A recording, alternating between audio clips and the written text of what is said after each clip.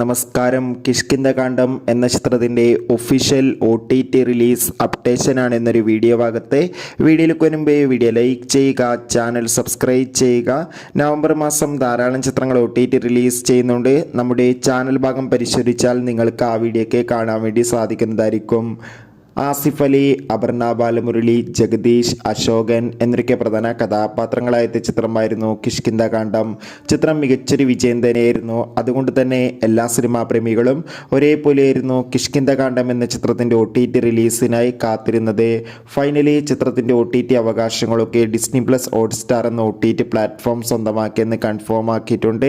Satellite അവകാശങ്ങൾ ഏഷ്യാനെറ്റും. ചിത്രം ഈ വരുന്ന നവംബർ 19 ഡിസ്നി പ്ലസ് ഹോട്ട്സ്റ്റാറിലൂടെ OTT റിലീസ് ചെയ്യുമെന്നും കൺഫേം ആക്കിയിട്ടുണ്ട്. എന്തായാലും ചിത്രത്തിൻ്റെ OTT റിലീസിനായി നമുക്ക് കാത്തിരിക്കാം. ചിത്രം കണ്ടവരുടെ അഭിപ്രായം തീർച്ചയായും കമൻറ്റ് ബോക്സിൽ രേഖപ്പെടുത്തുക.